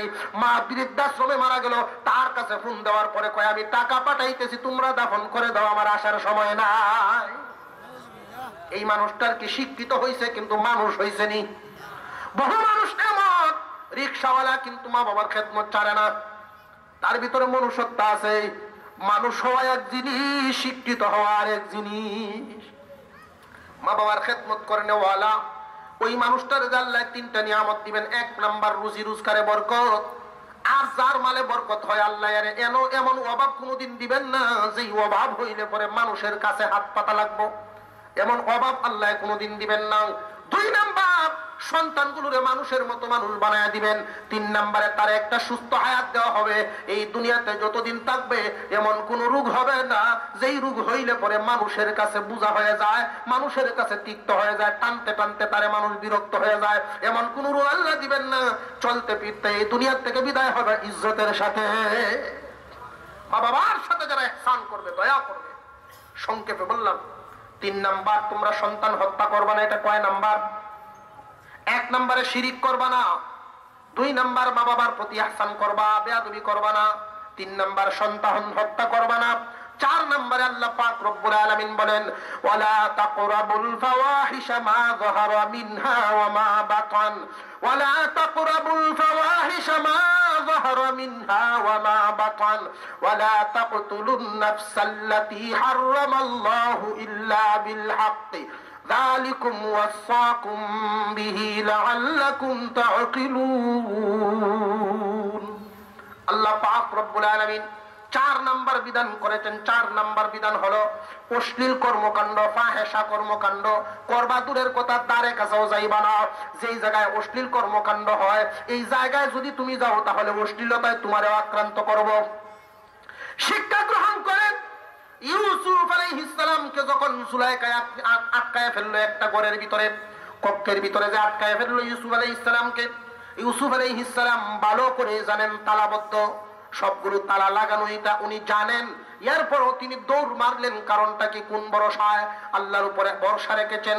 এর দ্বারা ইঙ্গিত করা হয়েছে যেই জায়গায় অশ্লীল কর্মকাণ্ড হয় এখানে কোনো মুসলমান থাকবে না, থাকলে এটা তোমার আক্রান্ত করে ফেলবে। আর একটা উসুল হলো আল্লাহর পয়গম্বরের হাদিস। আল্লাহর নবী বিশ্বনবী বলেন কোন জায়গায় যদি কর্মকাণ্ড খারাপ কাজ হইতে থাকে, উপস্থিত কোন মানুষ যদি এটাকে সমর্থন না করে, কোন মুসলমান যদি এটাকে মনে মনে সমর্থন না করে, প্রকাশ্য সমর্থন না করে, তাহলে ওই লোকটা আল্লাহর কাছে এত দামি, এখানে অংশগ্রহণ, এখানে অনুপস্থিত থাকার মতো তার হুকুম, এখানে যে মনে হবে এই লোকটা এখানে উপস্থিতই নাই। আর যদি এমন হয় মুসলমান যে যাওয়া বাজারে গান হয় বা অমুক বাজারে গান হয়, সিলেট গেছে কোনো কারণে, বন্ধুরে ফোন করে হারে গেল আজকে, আফসোস যদি করে থাকতে পারলাম না, তাহলে থাকার গুনাহ তারে দেওয়া হবে। কথা বুঝে আসছেন? অশ্লীল কর্মকাণ্ডের দ্বারে কাছেও তোমরা যাইবা না। এর ব্যাখ্যায় মুফাসসিরিনে কেরাম অনেকখানি লেখছেন। অশ্লীল কর্মকাণ্ড বলতে কি বোঝানো হয়েছে? অশ্লীল কর্মকাণ্ড অনেক, অশ্লীল কর্মকাণ্ড অনেক। শুরু করি একটা থেকে। বর্তমানে এই অশ্লীল কর্মকাণ্ডের সবার শীর্ষে আছে অ্যান্ড্রয়েড মোবাইল। এই ক্যামেরা মোবাইল গুলো অশ্লীল কর্মকাণ্ডের শীর্ষে। ক্যামেরা মোবাইল গুলো এমন, ক্যামেরা মোবাইল গুলো তো এতটাই নষ্ট করে দিল, আমাদের দেশের যুব সমাজটাকে ধ্বংসই করে দিল। অশ্লীল কর্মকাণ্ডের দ্বারে কাছেও যাইবা না। 22 বছরের যুবকটা 40 বছরের মতো হয়ে গেছে, সাফা সুফা ভাঙ্গে একবারে পায়ে পায়ে বাড়ি লাগে, আছে না নাই? চরিত্র নষ্ট, একটারও চরিত্র ভালো থাকে না। অ্যান্ড্রয়েড মোবাইল, এই মোবাইল গুলো দিয়ে ভালো করা যায়, মন্দ করা যায়। ইচ্ছা করলে ওয়াজ তাফসীর দেখা যায়, ইচ্ছা করলে আবার নাচ গানও দেখা যায়, ইচ্ছা করলে তেলাওয়াতও করা যায়, তেলাওয়াত পড়া যায়, তাফসীর পড়া যায়। বহুত উপকার এখানে আছে, কিন্তু ক্ষতিও আছে। যদি দেখা যায় তুমি যুবক এমন চরিত্রের অধিকারী, যদি তোমার চরিত্র এমন থাকে যেটার দ্বারে কাছে যাইবা না, এখান থেকে ফায়দা হাসিল করবা, তাহলে তোমার জন্য অ্যান্ড্রয়েড মোবাইল জায়েজ। তুমি ব্যবহার করো, অসুবিধা নেই, ফায়দা হাসিল করলা, কোনো সমস্যা নেই। কিন্তু যদি তোমার চরিত্র এমন হয় যে হুজুর অ্যান্ড্রয়েড মোবাইল দেখলেই মনটা যেন কেমন কেমন করে, অ্যান্ড্রয়েড মোবাইলটা হাতে আসলেই মনে হয় কারোর নাম লিখে সার্চ দেই, যারে লিখে সার্চ দেই হে ওই হাজির। ঠিক না বে ঠিক? যদি এই মোবাইল লইলেই তোমার মন চায় গুনার কাজ করতে, তোমার জন্য এই মোবাইল দেখাটাই হারাম। অশ্লীল কর্মকাণ্ড করবা দূরের কথা, দ্বারে কাছেও যাইবা না, প্রকাশ্যেও না গোপনেও না। প্রকাশ্যে অথবা গোপনে অশ্লীল কর্মকাণ্ডের দ্বারে কাছে যাইবা না। এই অশ্লীল কর্মকাণ্ড বলতে বহুত কিছু, এর মধ্যে একটা হলো জেনা ব্যভিচার। জেনা ব্যভিচারের দ্বারে কাছে যাইবা না, সমকামিতার দ্বারে কাছে যাইবা না। কেন জানি ইতিহাসের মধ্যে যত জাতিকে ধ্বংস করা হয়েছে, অনেক ইতিহাসের মধ্যে অনেক জাতি আছে এমন জেনা ব্যভিচার বেশি হওয়ার কারণে সেই জাতিকে আল্লাহ একেবারে ধ্বংস করে দিয়েছিলেন। আমাদের এই দেশে একটা ফাইল তৈরি করা আছে অলরেডি। কিছুদিন আগে, গত 2 বছর আগে ফাইলটা করতে চাইছিল সমকামিতার আইন। আজীব লাগে, একটা পুরুষ কুকুর আর একটা পুরুষ কুকুরের পিছনে দৌড়ায় না। মানুষ কিভাবে একটা পুরুষ মানুষ আর একটা পুরুষ মানুষের সাথে এভাবে যৌনাচার কিভাবে করতে পারে, আশ্চর্য লাগে, আজীব লাগে এটা। আবার এটা নাকি সভ্য দেশের আইন হতে পারে, এটা আমার দ্বারা সম্ভব হয় না, মুসলমান কেউ মানতে পারে না। আমাদের এদেশে যদি এই সমস্ত আইন করা হয়, কোরআন বিরোধী আইন, সেই দিন আর এখন বাংলাদেশে নেই। বাংলাদেশের মুসলমান এখন জাগ্রত মুসলমান। 92% মুসলমানের দেশে আমাদের ট্যাক্স নিয়ে আমাদের কোরআনের বিরুদ্ধে আইন করতে দেওয়া হবে না।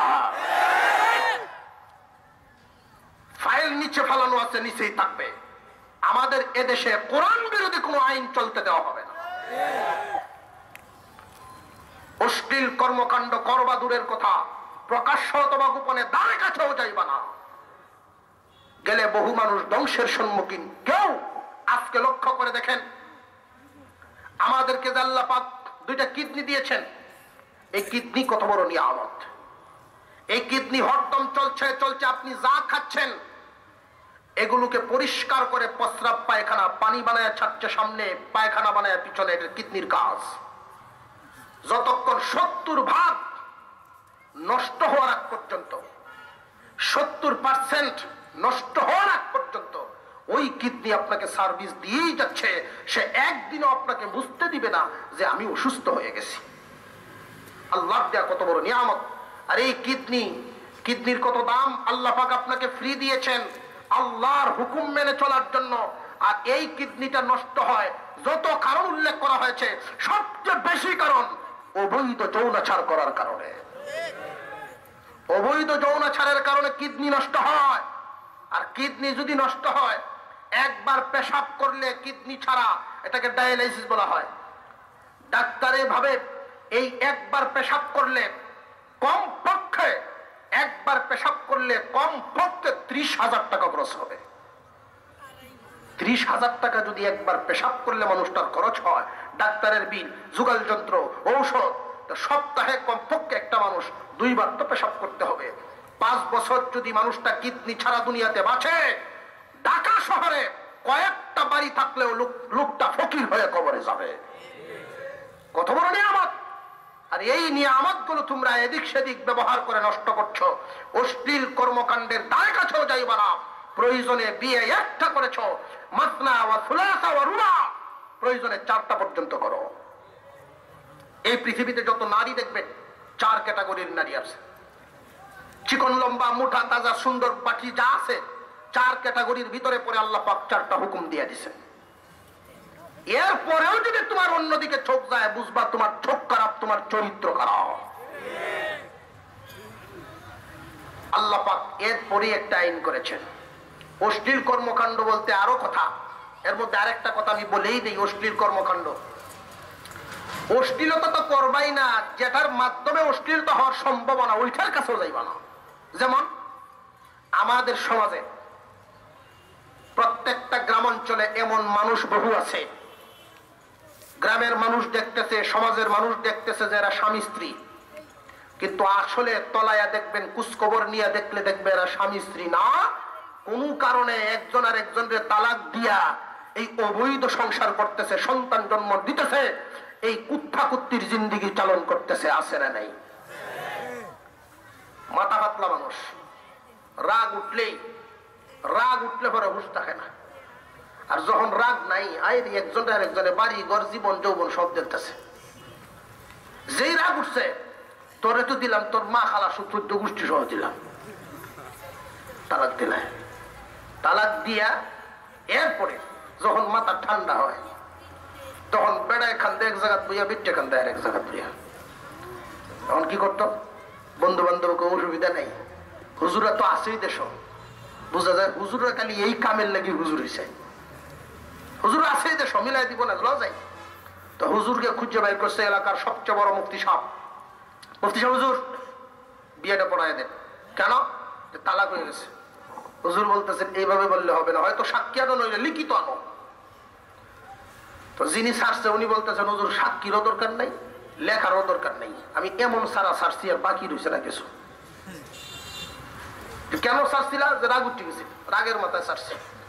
অনেক একটা ভুল প্রথা চলে অনেক মানুষের মুখে মুখে, রাগে ছাড়লে তালাক হয় না, তালাক দেওয়ার নিয়ম মতে ছাড়ছে না, তো এই জন্য তালাক হয়েছে না।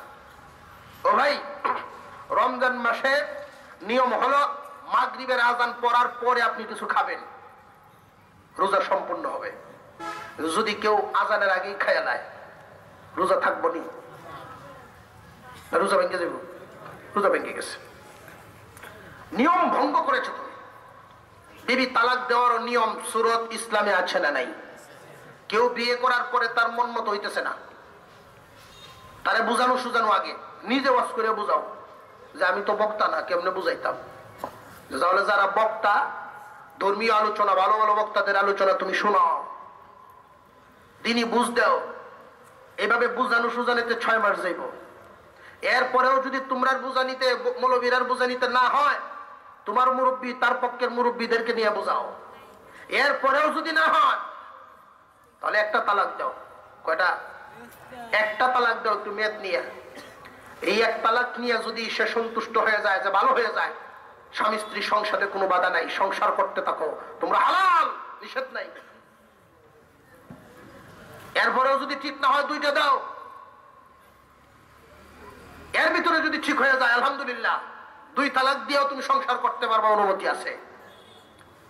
এইভাবে যদি 1-2 বছর যায়, তাহলে তারে নিয়ে থাকা যাইব না, না যাইব না, এটা পরীক্ষা হয়ে যাবে না। লাস্ট পর্যন্ত 3টা যখন হয়ে যাবে, আলাদা হয়ে যাও। আর তোমরা স্বামী স্ত্রী একসাথে নাই। এখন আর তো কান্নাকাটি করবা না, কারণ তারে পরীক্ষা করতে করতেই পর্যন্ত আসছো। এটা হলো ইসলামের নিয়ম। তুমি একসাথে দিলাইছো, নিয়ম মানছো না, নিয়ম ভঙ্গ করছো, নিয়ম ভঙ্গ করেছো। এই জন্য হিলা ব্যবস্থা করা হয়েছে। এইখানেও আবার কেউ সমালোচনা করে, ইসলাম এইটা কি করলো, যে এইটা যে করছে, যে নিয়ম মানে নাই, ও নিয়ম করার কারণে এর উপরে জরিমানা করা হয়েছে। কথা বুঝাইছেন? জরিমানা তুই করলি কেন? ও নিয়ম, এই জন্য তোর উপরে জরিমানা। আর একটা জরিমানা যদি এলাকায় প্রয়োগ করা হয়, সারা এলাকার জবান ঠান্ডা হয়ে যাবে, তালাক দিতাম না। ঠিক না ঠিক? আর যদি দেখা যায় যে না, এলামেলা নাই, চলতেছে, তাহলে কোনো অসুবিধা নাই। সকালে একবার সারে, দুপুরে একবার, রাইতে একবার, এর পরের দিন আরেকবার। বড় হুজুরের কাছে যাওয়ার পরে, যদি মুফতি সাহেবের কাছে আসার পরে মুফতি সাহেব যদি বলেন হিলা লাগবে, কয় সর্বনাশটা করছে। বন্ধু বান্ধব নিয়ে কইতেছে এখন কি করারে, কয় হুজুর আরো আছে। এমন এক হুজুরকে খুঁজে বের করছে, তাব্বাত ইয়াদা আবে লাহাবে ওয়া তাব্বে মায়া আগে না, এমনি পরে তার যোগ্যতা বোঝা গেছে না। 500 দিলেই পরে, 12টার সময় পড়ায় দিয়ে দিব। যে পড়াইছে হেও জানে বিয়ে হয় নাই, যারা গিয়া আনছে ফতুয়া তারাও জানে এটা শুদ্ধ না।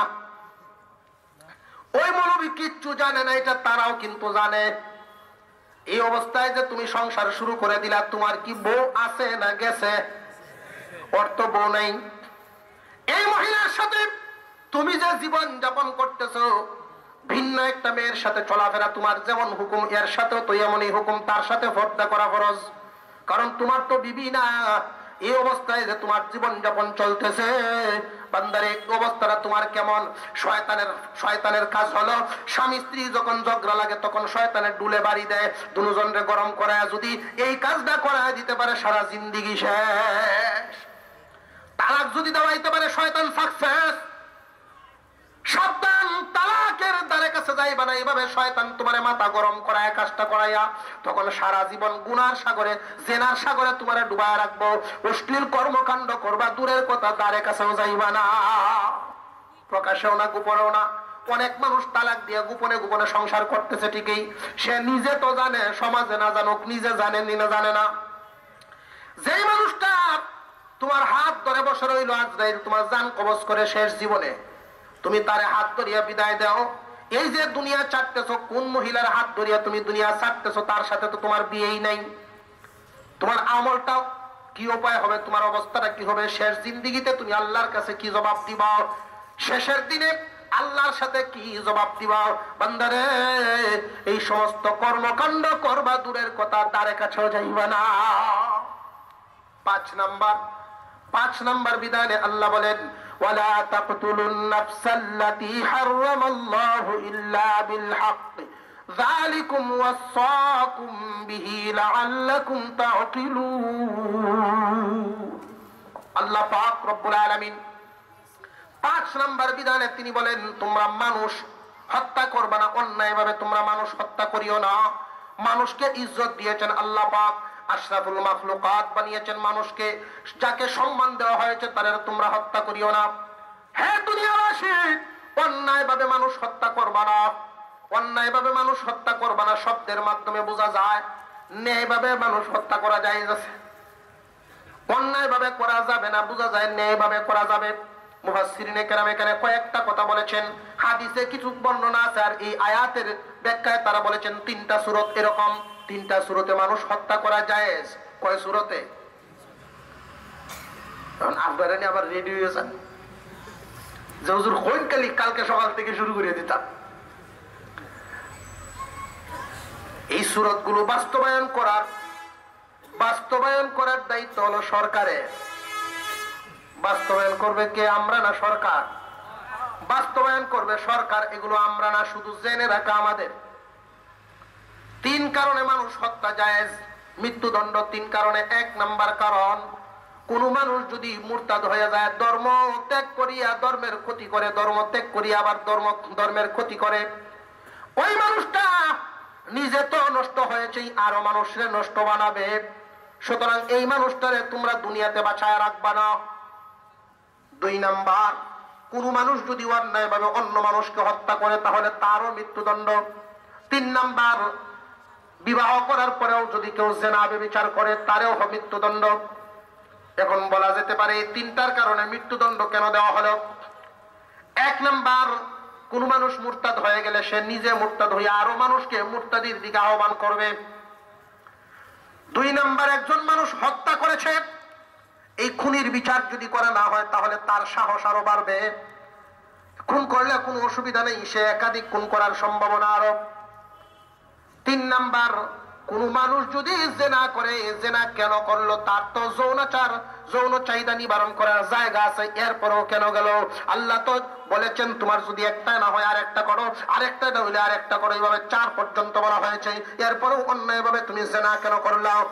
এই মানুষগুলো দুনিয়াতে বাঁচায় রাখলে এরা ভাইরাস, এরা হইলো ক্যান্সার। আমাদের বডিতে যদি একটা আঙুলে ক্যান্সার হয়, একটা আঙুলে যদি ক্যান্সার হয়, ডাক্তার পরামর্শ দিয়েছে, ডাক্তারে বলেছেন এই আঙুলটারে কেটে ফেলে দাও। যদি বডিকে সুস্থ রাখতে চাও আঙুলটারে কেটে ফেলে দাও। ডাক্তার বলেছেন বডি যদি সুস্থ রাখতে চাও আঙুল কেটে ফেলে দাও, আর নইলে এই রোগ সারা বডিতে ছড়াইবে। এখন যদি কোনো বুদ্ধিমান লোক হয়, বডিতে ছড়াইবে না, আঙুল কাটবে। আঙুল বাঁচানো না বডি বাঁচানো? বডি বাঁচানো। আঙুল কেটে ফেলায় দিলে পুরা বডিটাই সুস্থ থাকবে, আর যদি আঙুল না ফানো হয় তাহলে পুরা বডিটাই আক্রান্ত হবে। ঠিক তেমনি ভাবে যে সমস্ত ব্যক্তিরা বিবাহ করার পরেও জিনা করে, মানুষ হত্যা করে, মুরতাদ হয়ে যায়, এই জন্যই মৃত্যুদণ্ড কার্যকর করা হয়েছে। এদের বিরুদ্ধে মৃত্যুদণ্ডের আইন করা হয়েছে। ওরা যদি সমাজে থাকে সমাজ নষ্ট হবে, সমাজটা পুরা সমাজটারে ক্যান্সারে আক্রান্ত করবে। ওদেরকে সরায় দাও, সমাজটারে সুস্থ করে দাও। আর একটা আইন যদি কারোর উপরে প্রয়োগ করা হয়, একবার যদি শাস্তি কারোর ব্যাপারে দেওয়া হয়, সারা বাংলাদেশের মুসলমান ঠান্ডা হয়ে যাবে। আরো জোরে কোন ঠিক না? ঠিক। আমাদের দেশে অশ্লীল কর্মকাণ্ডের দিকে উৎসাহ দেওয়া হয়েছে। আরো যদি কোনো মানুষ বিয়ে করে, একাধিক বিয়ে করে, সামাজিক ভাবে কোন লোকটা আগে ভালো আছেন, এখন আগের তাল নাই। কোন আলেম ওলামাও যদি একাধিক বিয়ে করে, তারা নিয়েও সমালোচনা করে, ঠিক না বেঠিক? আর যদি জেনা করে, রাষ্ট্রীয় আইন কি সামাজিক অবস্থায় এই সেই করে শেষ। আর যদি পুলিশে ধরে অবৈধ কর্মকাণ্ড করার কারণে পুলিশে নিয়ে তারা জেলখানায় সর্বোচ্চ সাজা হইল 3 দিন, অনাদায়ে 500 টাকা জরিমানা, আর নইলে 500 জরিমানা, অনাদায়ে 3 দিন জেল। এটা কোনো আইন হইল? একাধিক বিয়ে করলে বিবি যদি মামলা করে, সর্বনিম্ন 3 মাস, সর্বোচ্চ 14 বছর পর্যন্ত যাইতে পারে। তাহলে এই দেশের আইনে, বর্তমান মানব রচিত আইনে মানুষের চরিত্র ভালো করতে পারে না। আল্লাহ আমাদেরকে আমলের তৌফিক দান করুক, বলুন আমিন। আর জোরে বলেন আমিন। ওয়া আখিরু দাওয়ানা আলহামদুলিল্লাহি রাব্বিল আলামিন। আসসালামু আলাইকুম ওয়া রাহমাতুল্লাহি ওয়া বারাকাতুহু।